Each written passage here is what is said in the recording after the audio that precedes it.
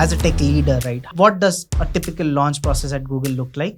It takes care of all the mishaps that could happen. Might sound funny. Trust me, it was very pressure situation when we had to deal with it, right?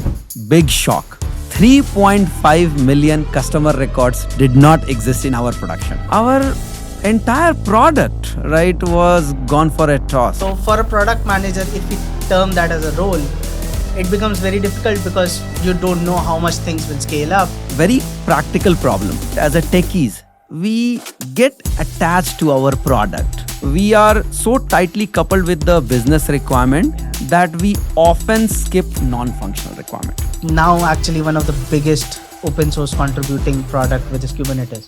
It becomes even more critical that when we get a right feedback, we should be able to start afresh if the product or market demands.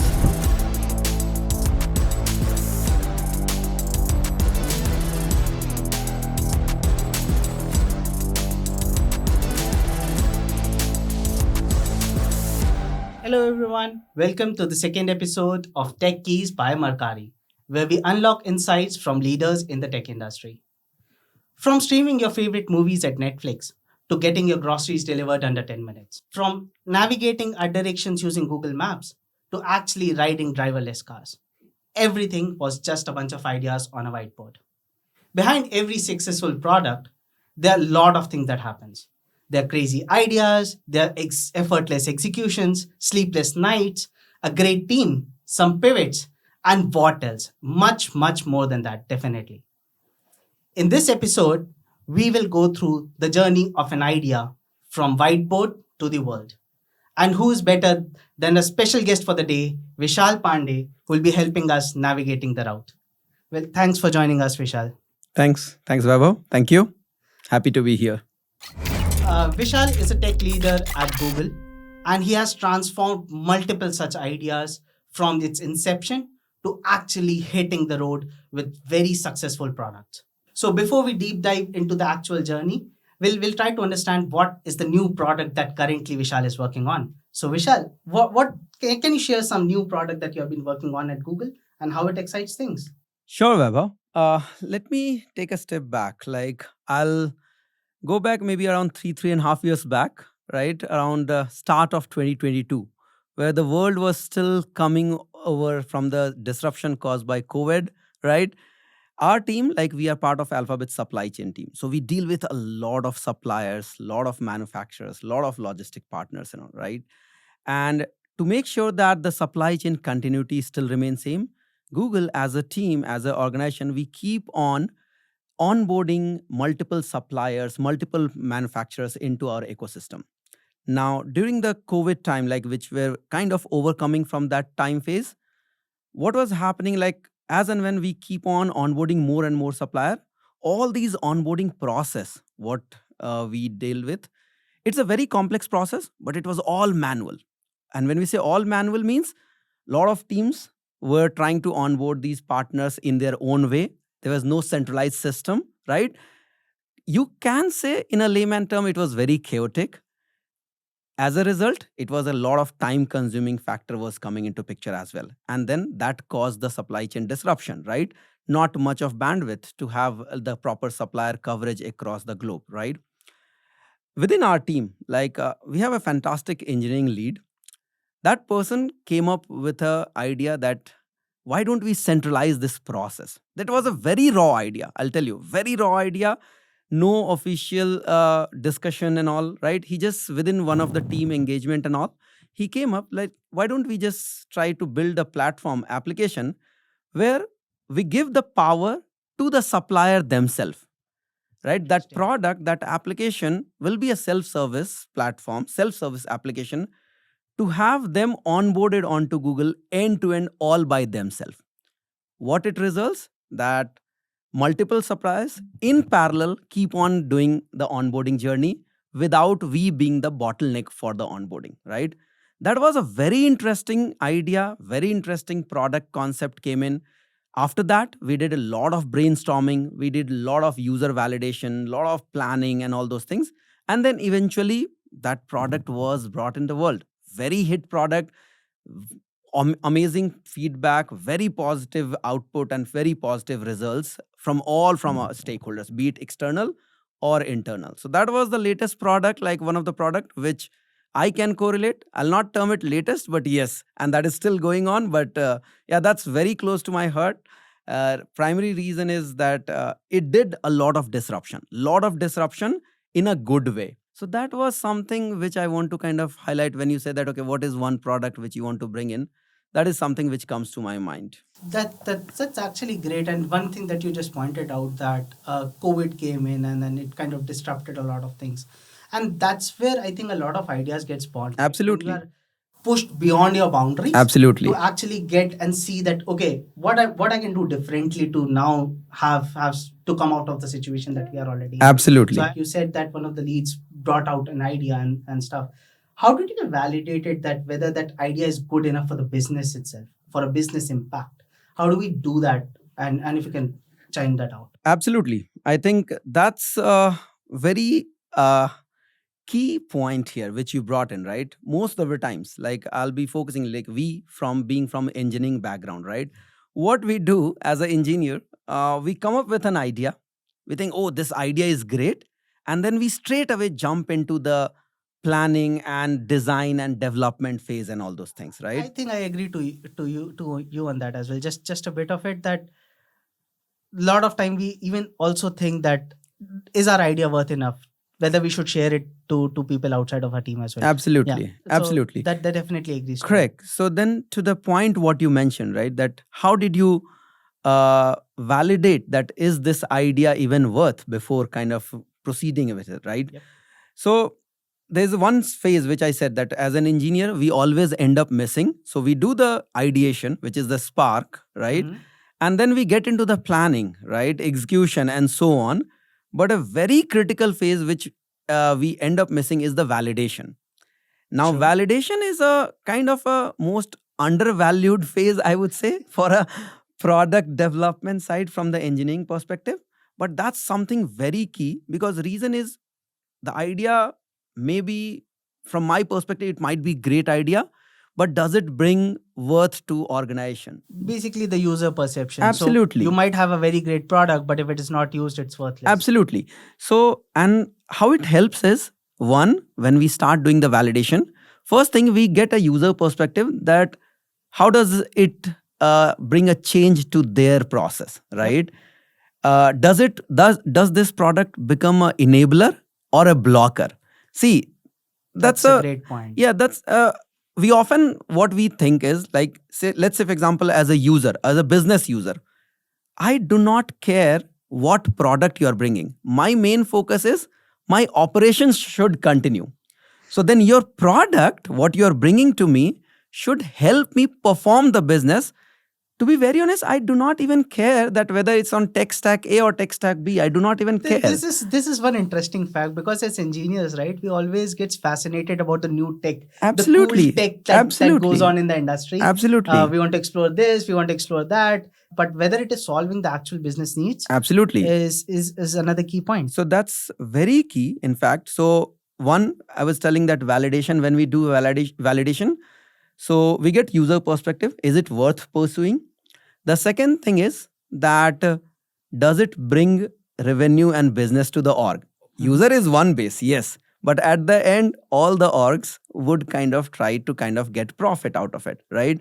So I think this point of yours specifically brings me to a point and concern, that as engineers, what would be your suggestion to engineers in terms of how do they relate engineering principles or engineering ideas into business values?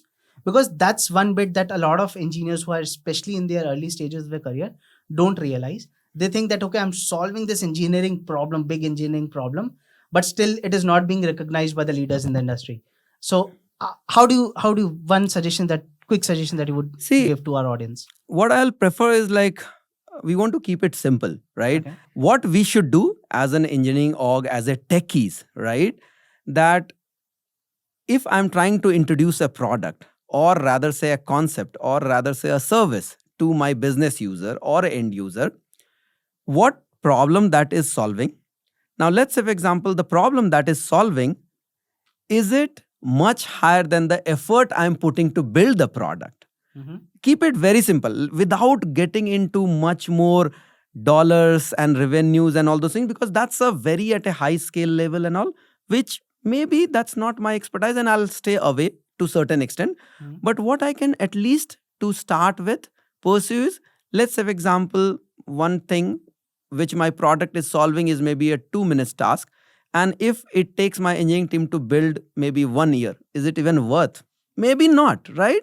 Think of that way, right? So let's keep it at that level. And from there, of course, when the adoption happens and all those things, then of course the product maturity and all, then those numbers will start getting clarity, right?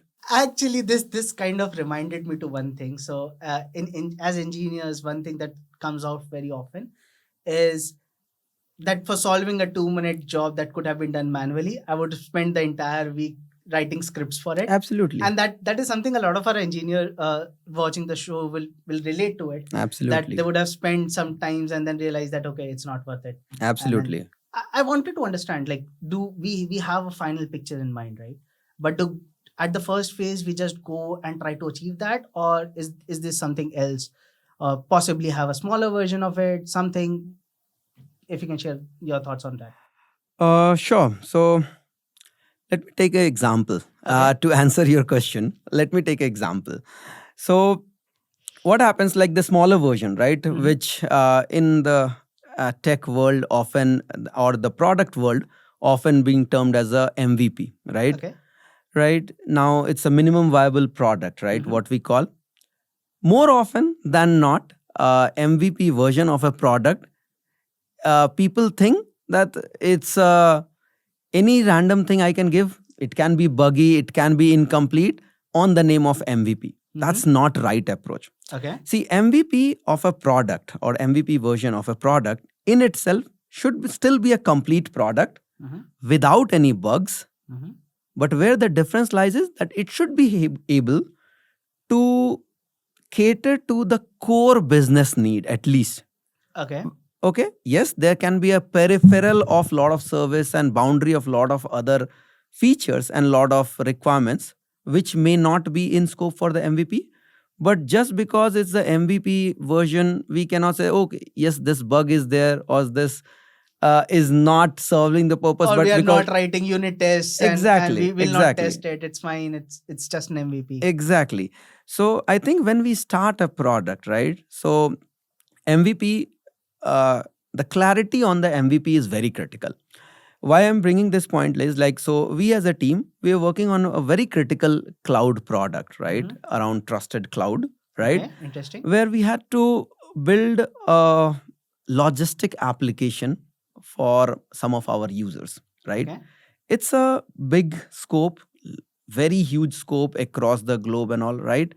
But then what was happening, there were some of the key regions or key markets where we had to tap it at the earliest, right? Okay. And the basic minimum, like if you think of this way, that let's say for example we are talking about supply chain product, right? So we are our team is like manages the data center supply chain, right? Okay. So in order to manage supply chain, if I ask anybody what's the bare minimum thing as a user you would want, they'll say, okay, if Maybe it's a some product, servers, some so as long as networks, and I'm so able on. to place an order, as I'm Mhm. able to receive my order, and as long as if something goes bad, I should be able to return the order. If that is there, Okay. it serves my purpose. From just a user perspective, is not from a supply chain thing. The thing that you're trying to say is that we'll say that for the first viable product or the MVP, the only thing that is necessary is that you enable the users to place the order and get it delivered. Get the operation Whether running. you do it like for high value products, introduce that open box delivery and stuff, it's just an add-on feature Exactly, that needs to exactly. be added in iterations rather than at the first MVP level. Exactly. So get the operation running. So the critical aspect was at the start of the planning only, Mhm. we had to be very clear and very sure that what my MVP is going to look like. It cannot happen that I start my product design and development and build keeping like that I'm going to build a spaceship for NASA and then end up building a smaller version of a transportation, that doesn't work, right? So I have to be very clear on the MVP. So when we started building this product, supply chain product, which I was telling, right, from the day one of the planning, we are very clear that this is going to be my MVP. This is going to be my timeline for the MVP. Once that is done, rolled out, stabilized, users are happy, operation has kicked off, up and running, then let's take the next phase of building add on values on top of my product, right? So, to your point, what you mentioned, that how do you start a product, right? Slow, smaller version, right? This would be the approach. But very important point, MVP cannot be a product version with a lot of issues and bugs and all. And we can keep giving excuses to users that no, it's an MVP and you have to deal with it. That is not going to be a good user experience, right? Obviously, and with user experience, obviously, it comes with a lot of responsibility when we talk with organizations like Google. Absolutely. And any small mistake can lead to other things. Absolutely. So I kind of agree with what you mentioned about how the entire life cycle of an MVP works. But one point that I want to get deeper into is, we have rolled out an MVP, but has it ever happened that when you were ideating, when you were thinking that this is how the product should look like, but you rolled it out the first phase of MVP, and then you figure out, oh crap, this is not what the users wanted, and you have to smash everything down and start from point zero? That's an interesting point. I'll share a story, right? Now, when we are talking about now, it might sound funny. Trust me, it was very pressure situation when we had to deal with it, right? So we were working on a product, right? For some of our distributed cloud market, right? Okay.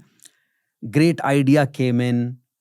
We did a lot of validations, market fit, product fit, right? Roadmaps, planning, everything was perfect, right?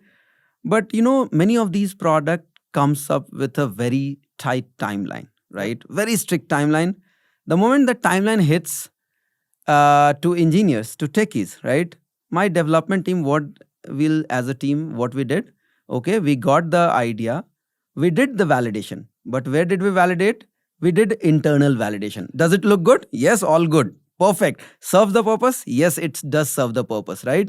So that product was like, okay, we have to have some of the customer orders, right? Then it has a lot of work orders, a lot of SKUs within each of the work orders, then a lot of sites and a lot of installation details and everything, right? We did all the design, development, all the QA, big bang rollout, very happy. The team was like on a cloud nine that, oh, this is going to change the ecosystem. Change the world. Oh, yeah. We were like absolutely pumped up, right, with that product. We launched. It went to the end users. End users, the first feedback comes that if I have to take one action, I have to do 10 clicks to take that action. Now, I'll try to relate with, think of this way, a very common product.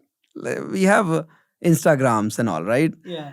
If as a user, I want to post a story, what do? I log in, open my app, click on my profile and click on that plus icon and post a story. That's it, done. True. If on the app, if I say that, okay, you have to open the app, do 10 level down clicks and all those things, go from here to there and 10 levels and then post a story, trust me, I'm sure 8 of 10 people will not do that. I'll probably uninstall that. Exactly. And move on to some other competitor. Now, that was a feedback which we did not expect. We as an engineering team, we thought, oh, we did great. This product is amazing.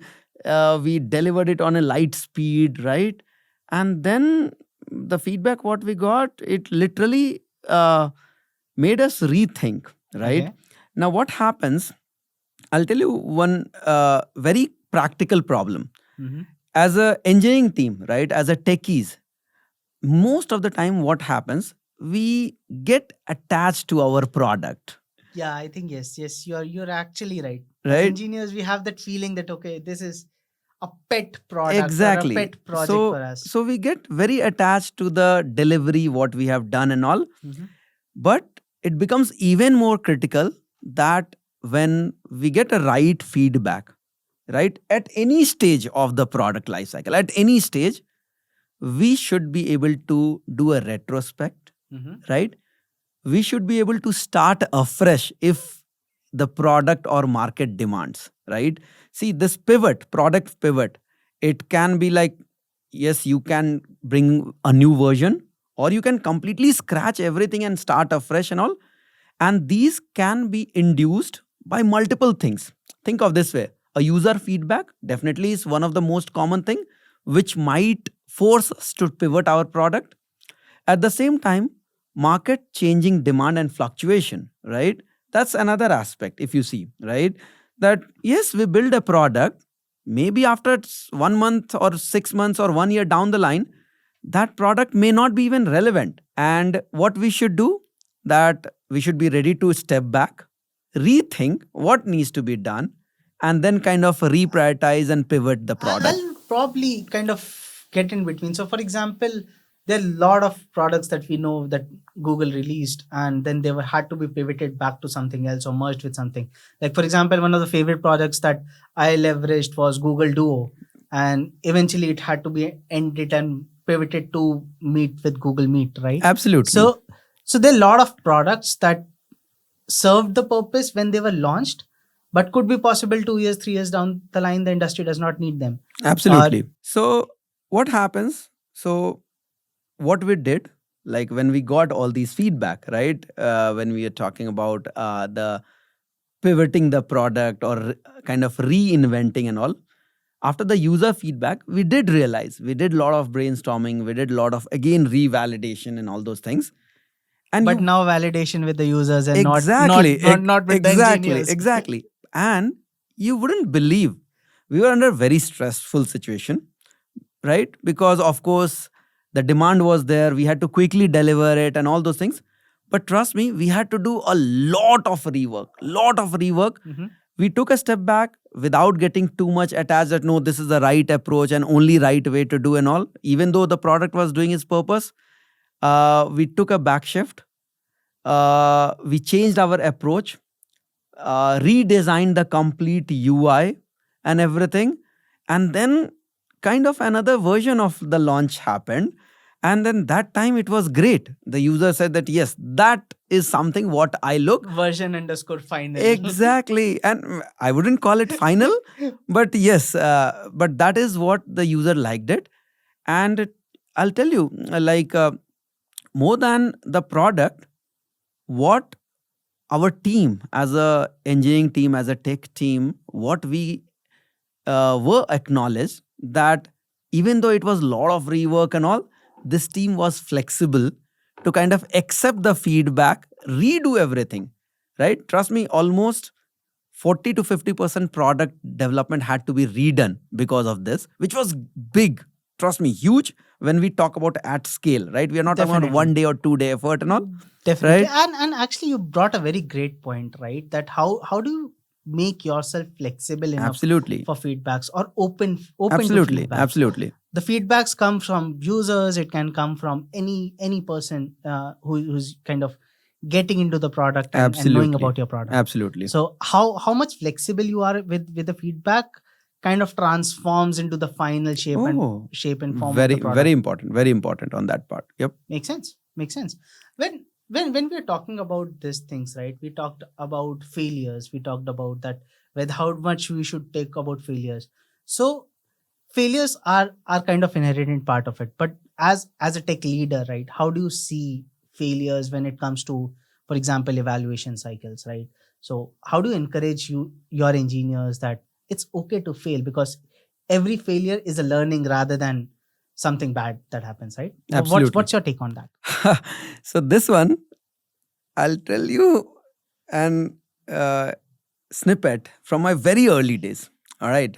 So it was back in 2009, right? Quite Like, back then. yeah, Okay. I had like year and a half experience or so and all those things. We were all set Friday late night. We were all set in the war room for the product launch. Very excited.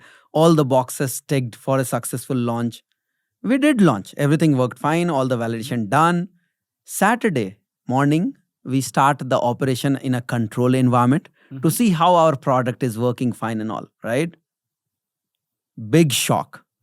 3.5 million customer records did not exist in our production, Oh my right? God. Our entire product, right, was gone for a toss, right? Like we're thinking that what happened, right?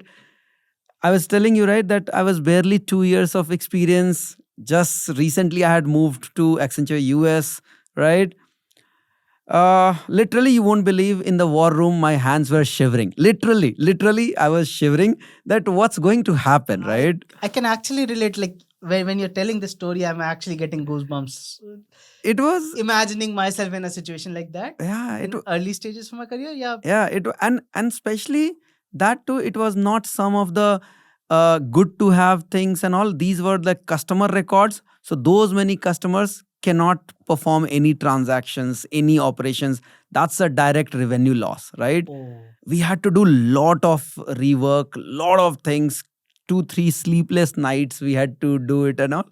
So yes, the product launches are great, exciting, good milestones, but not every time it goes as per plan. And the message is that we should be ready for irrespective of whichever way it go. We should have some fallback things to kind of plan and how it we should kind of take it if it does not go as per what we had anticipated, right?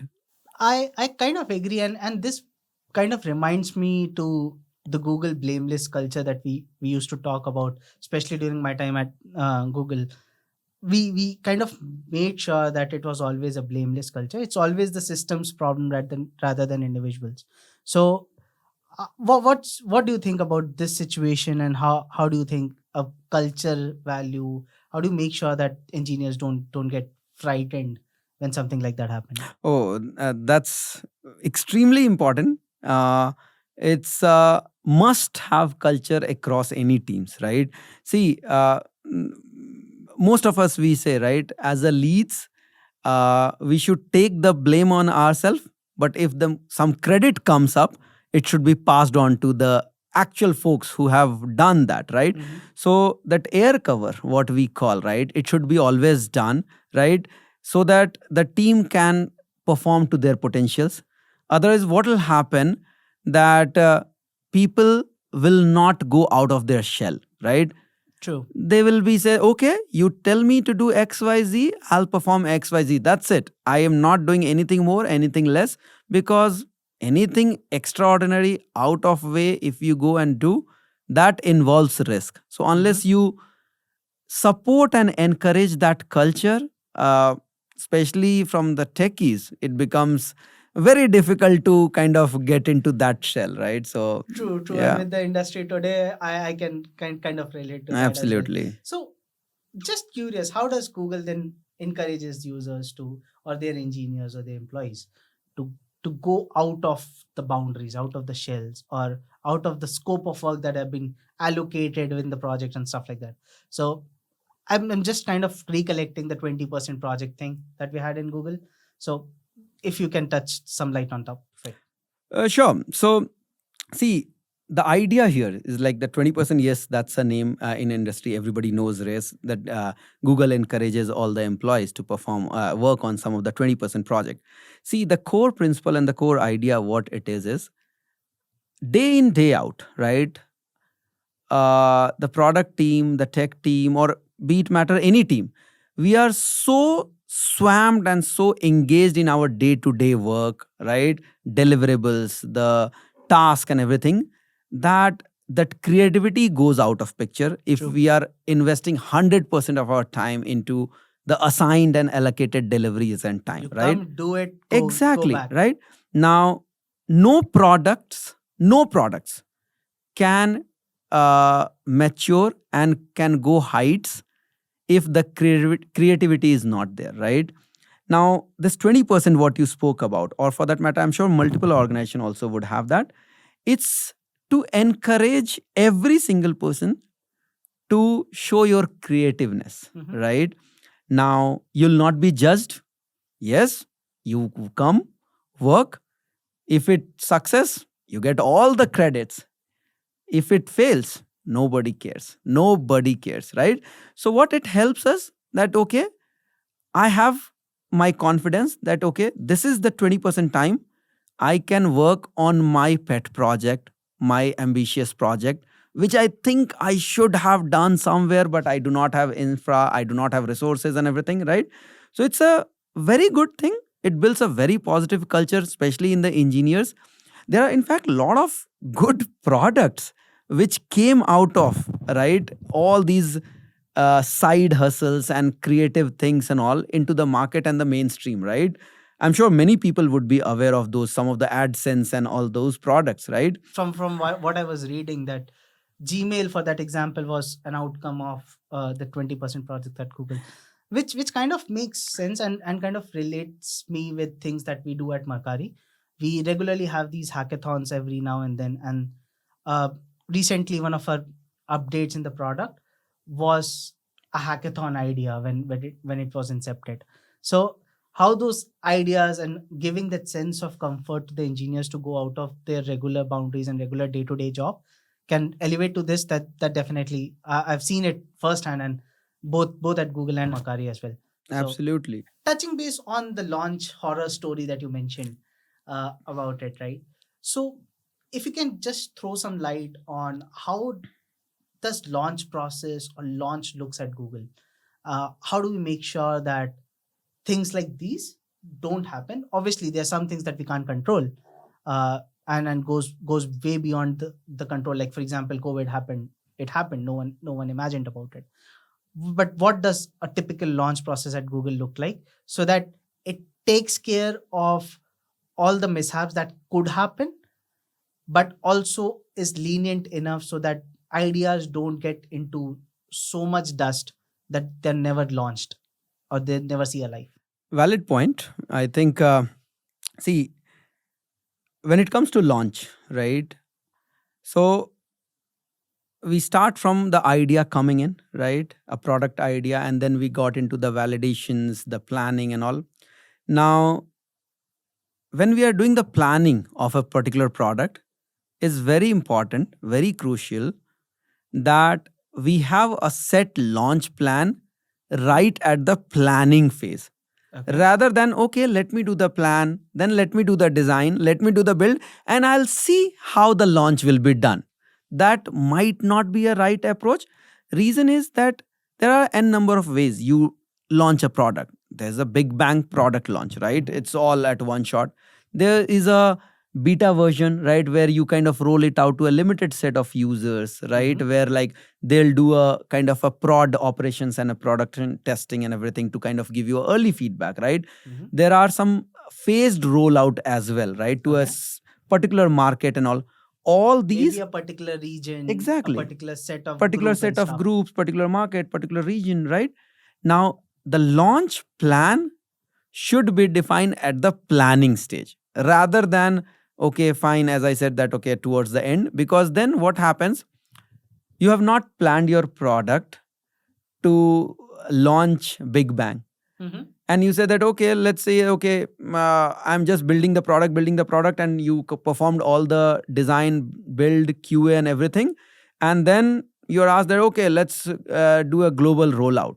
You launched, but that product was never designed for a global rollout because that was never done.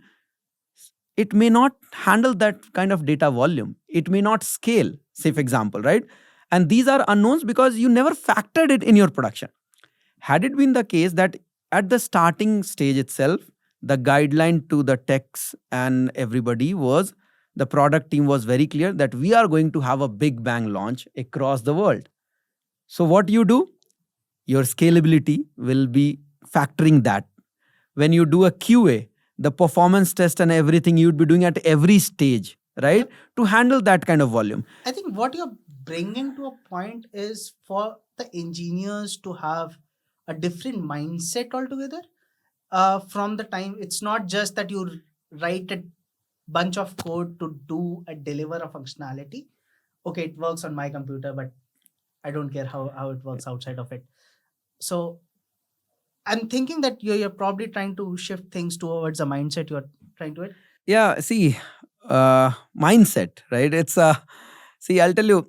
Earlier, there were days, right, where the roles were defined, Mm-hmm. right?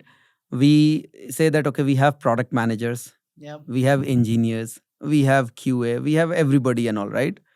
Now with the evolution, right, the change of landscape, change of how the organizations are behaving and Even the everything. startup culture that is being propagating Exactly, right? in the country right now. Correct. So there is a concept, may not be a well defined role, Mm-hmm. but there's a concept of called product engineer. Okay. So see, product management is not a role. Mm-hmm. As you coined that term, I will reuse that, right? That it's a mindset. Okay. Nowhere it says that that product mindset or product management has to be done only by the product manager.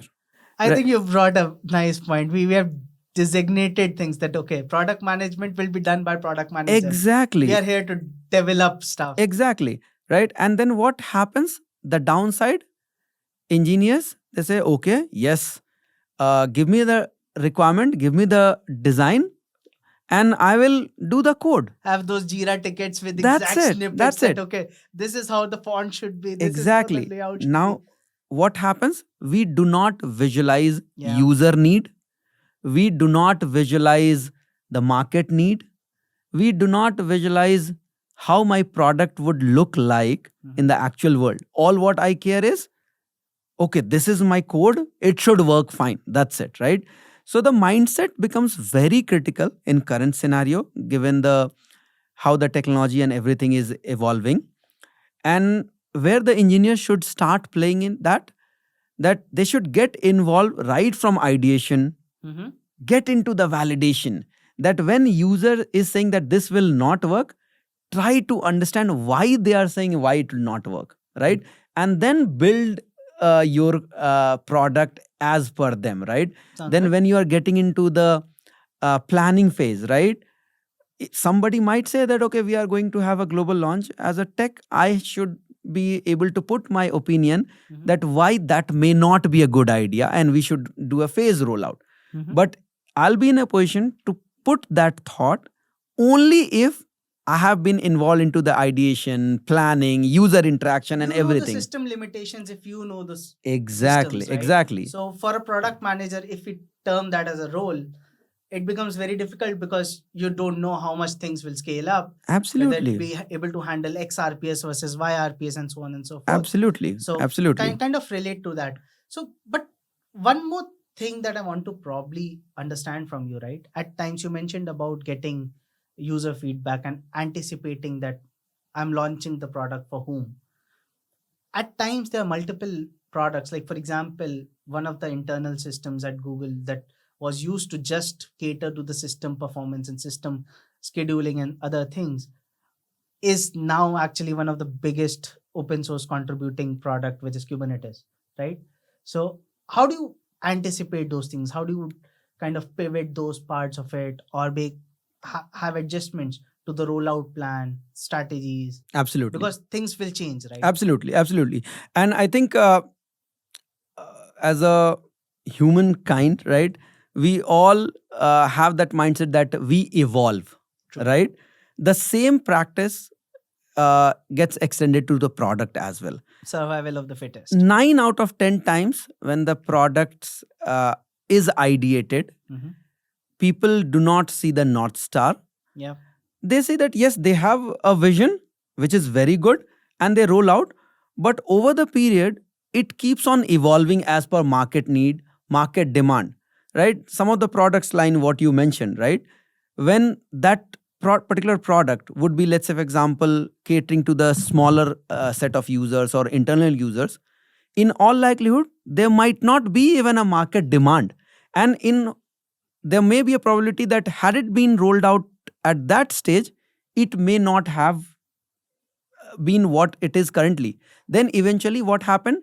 It got tested with a lot of users. It worked as a great product and it aligned with the market demand that okay, Mhm. market also needs such kind of product. Mhm. Think of this way, right?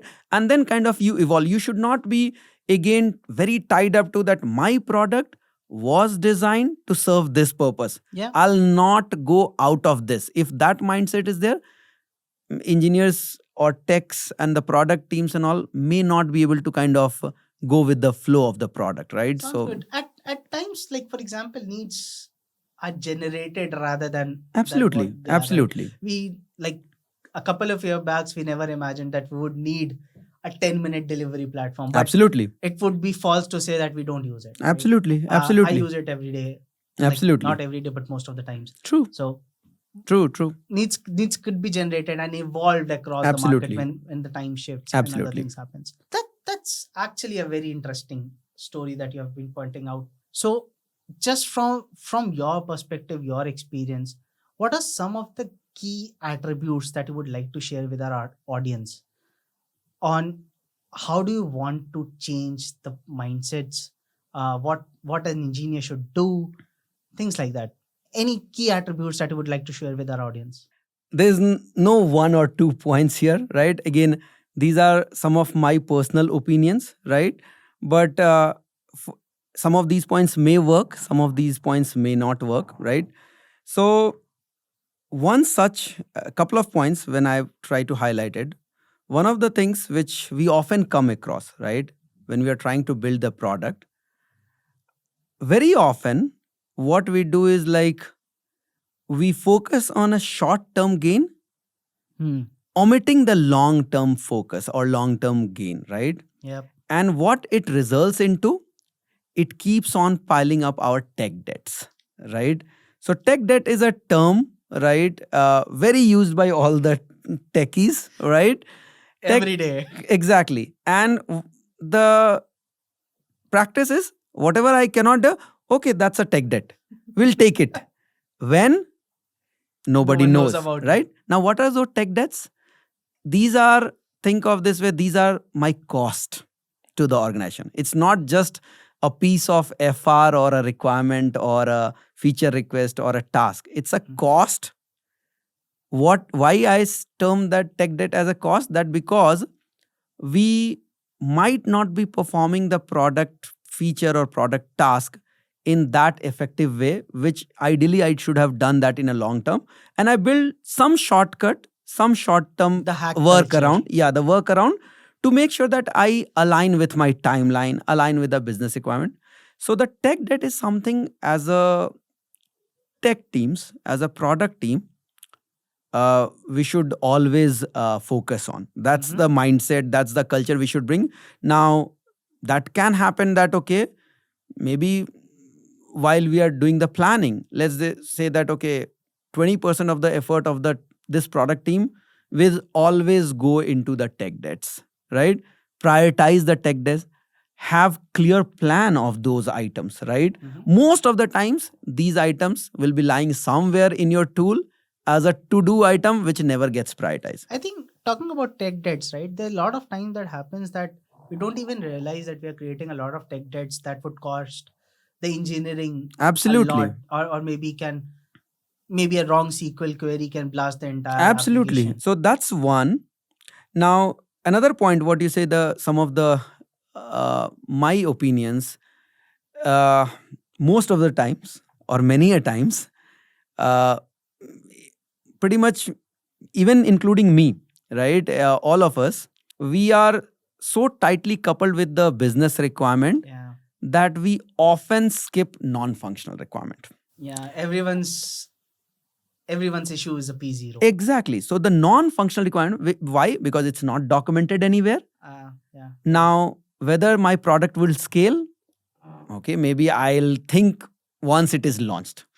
Maybe whether it's secured, I'll think when it gets rolled out to the external users. Security is Right? an afterthought Right? at multiple So places. security, scalability, right? All these non-functional requirements should be kind of embedded into our product culture, right? In our engineering culture, right? It should not be that unless and until it's not documented, I'll not work onto that, right? So that's one thing which many of us, I'll say that we end up doing that, right? And then one very common practice, the third point, is more often than not, what happens that when we say product, when the product idea came in, the end goal is launch. That I have to launch this product. right? We often see product launch as the end state. Yep. To my opinion, that's the beginning of new state. It's not a end of state, right? Mm-hmm. So while we are working on the product, while we are building our code, doing the design, doing the QA and all, we never give a afterthought how this product would be sustained. What Mm-hmm. happens after launch, right? Mm-hmm. So the once the product is launched, there my task begins. Now, how the task begins? That the success, like the product success, is not a static thing to me, right? It's not a static thing. It's a very iterative thing Mm-hmm. that once it's launched, get user feedback, work, relaunch. Get user feedback, work, relaunch. So it's an iterative thing. So the success, we should not say that yes, we launched the product and yes, my product is success. It should not be. So majority of time you would have come across, I'm sure, that engineering team and tech teams and the product teams term that as my closer or Yeah, success. even I've seen engineers that I only want to work into new products. I don't want to Exactly. maintain a product. Exactly. But Exactly. actually speaking, maintaining a stuff which is written by someone else, or uh, have seen unknowns that you have not even thought in planning, Absolutely. and getting them maintained and introduced and still cope up with the dynamic changes of the market Absolutely. is the most toughest job. Absolutely. Thanks a lot, Vishal, for sharing all the thoughts that you have shared with us. It's so good to listen to you that we cannot say that we can keep on listening for the entire day and stuff, and still maybe we can have another thing on another topic some other time in some other Absolutely. episode. Absolutely. But for the day, it was great talking to you and learning from your experiences, and I'm definitely sure that a lot of our audiences, a lot of engineers who are just starting off their career or in the mid level of their career or even at leadership positions would learn from the things that you have shared, uh, develop that product mindset, not think only about ideas, but think about scalability, launching, and all that stuff. What happens, and whenever we use another product in our daily lives, we'll think about it. That okay, someone would have taken that initiative to bring that idea out, and that Absolutely. is why we are able to use that product. Absolutely. So thanks a lot for sharing all your thoughts, Vishal. Thank you, Vaibhav. Thank Pleasure you. talking to you. Thanks a lot for coming in and watching the episode 2 of Mercari Tech Keys. And stay tuned for more such content with leaders like Vishal. Like, share, and subscribe the channel so you don't miss the notifications. Have a nice day. Bye bye.